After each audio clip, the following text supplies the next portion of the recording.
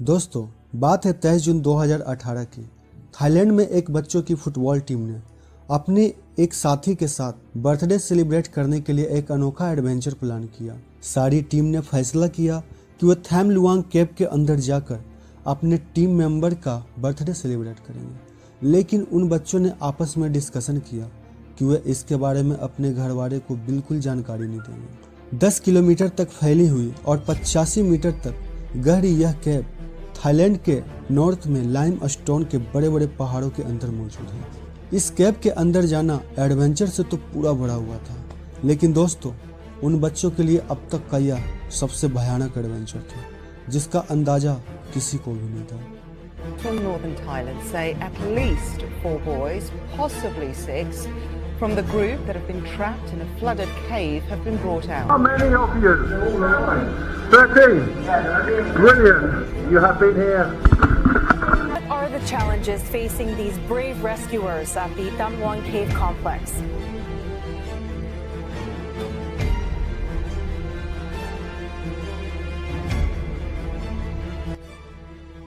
दोस्तों, यह दिन था 23 जून 2018। 12 बच्चे जिनकी उम्र 11 से 16 वर्ष की, उन्होंने अपने 25 साल के कोच को भी अपने इस एडवेंचर प्लान में शामिल कर लिया था।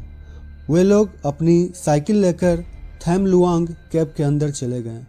उन 13 लोगों को यह बिल्कुल खबर नहीं था कि उनका यह कदम कितना भयानक होने वाला है। दोस्तों, उनको केव के अंदर गए कुछ ही मिनट हुए थे कि बाहर मौसम ने अचानक करवट बदल ली और देखते ही देखते तेज बारिश शुरू हो गई। लेकिन ये 13 लोग इस अंधेरे केव में इतनी अंदर जा चुके थे कि उन्हें बाहर हो रही बारिश का बिल्कुल भी अंदाजा नहीं था।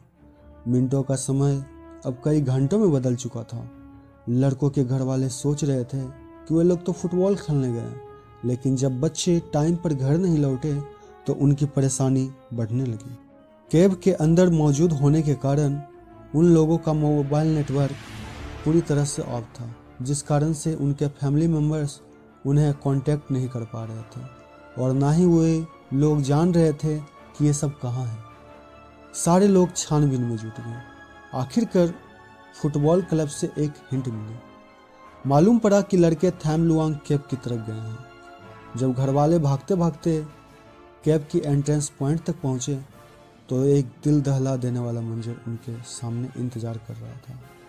उन्होंने देखा केव के एंट्रेंस पर उन बच्चों के साइकिल और कुछ सामान पड़े हुए, लेकिन उन बच्चों का वहां नामो निशान नहीं था।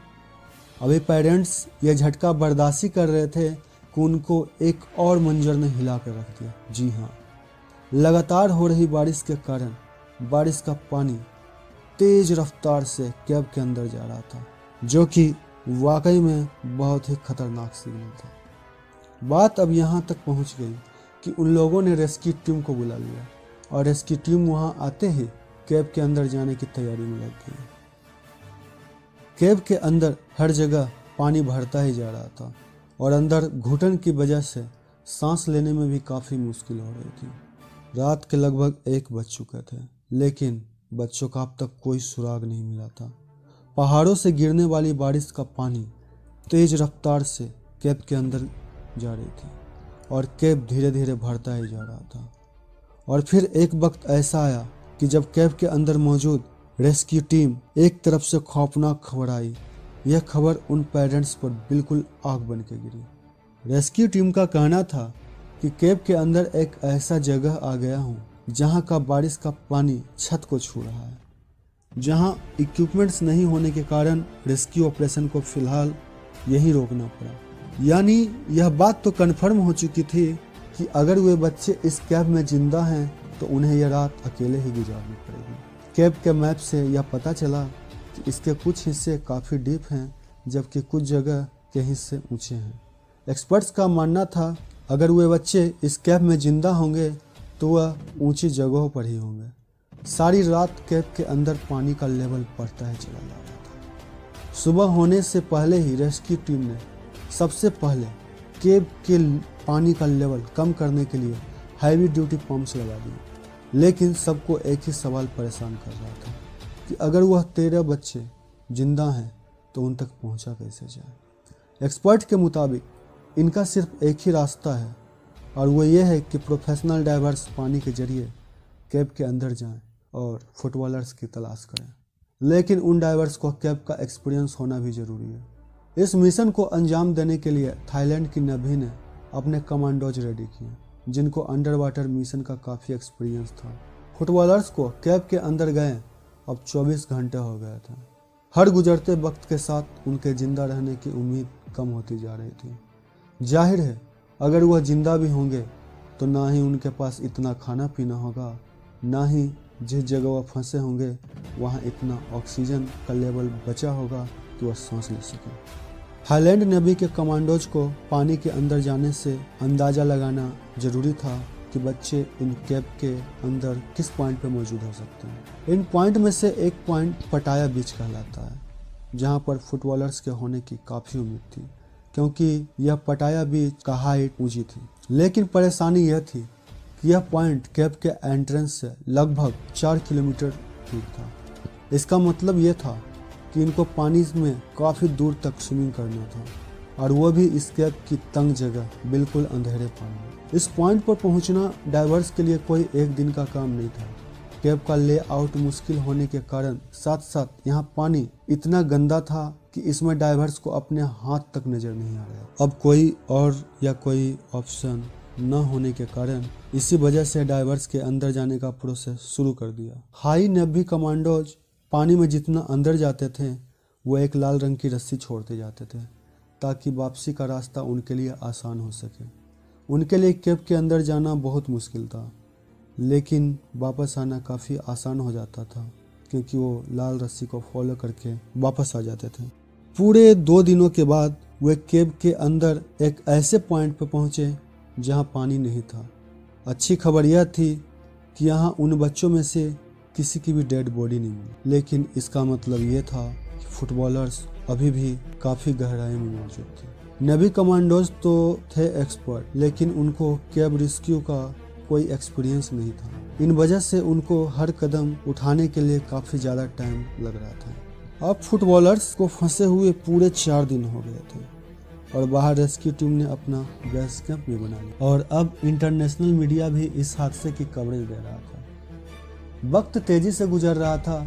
मीडिया कवरेज देकर पूरी दुनिया से एक्सपर्ट के आने का सिलसिला शुरू हो चुका था, लेकिन अभी तक फुटबॉलर्स को ढूंढने के लिए की जाने वाली कोशिशों का कोई नतीजा नहीं निकला था। दोस्तों, अब टाइम आ चुका था कि प्रोफेशनल केव रेस्क्यू टीम को बुलाया जाए। तो ब्रिटिश केव रेस्क्यू टीम, जिनको केव में फंसे लोगों को बचाने का खास एक्सपीरियंस था, वे अब मौके पर आ चुकी थी। सबसे पहले इन्होंने पानी के अंदर जाकर जायजा लिया और उन्होंने फैसला किया कि केव के अंदर से पानी को और निकालना चाहिए।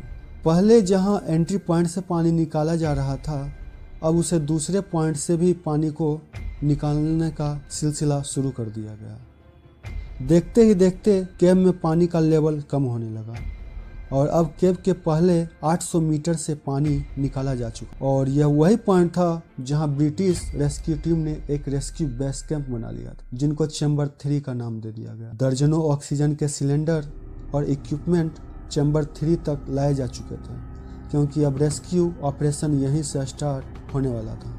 फुटबॉलर्स को गायब हुए अब तक पूरे 10 दिन गुजर चुके थे। चैम्बर 3 से डाइवर्स ने पूरी तैयारी के साथ पानी में जाना शुरू कर दिया। मैले और जीरो विजिबिलिटी न दिखने वाले पानी में घंटों स्विमिंग करने के बाद वे प्रोफेशनल डाइवर्स पटाया बीच पॉइंट के करीब पहुंच चुके थे। ये वही पॉइंट था जहां बच्चों के मिलने के काफ़ी चांसेस थे, लेकिन पटाया बीच पर पहुंचने के बाद अंधेरी केव में जब उन्होंने लाइट जलाई तो उनकी सारी उम्मीदों पर जैसे किसी ने पानी फेर दिया, क्योंकि पटाया बीच पर भी लड़कों का कोई नामो निशान नहीं था। अब कंडीशन यह थी कि डाइवर्स के पास सिर्फ इतना ही ऑक्सीजन बचा था कि वो वापस चैम्बर 3 तक पहुंच सके। यानी अगर डाइवर्स इस पॉइंट से आगे गए तो उनके वापस लौटने के लिए ऑक्सीजन नहीं बचेगा। लेकिन दोस्तों, एक डाइवर्स ने हिम्मत दिखाई और पटाया बीच से भी आगे निकल गए। 1000 फीट आगे जाने पर उनको एक ऐसी जगह मिली।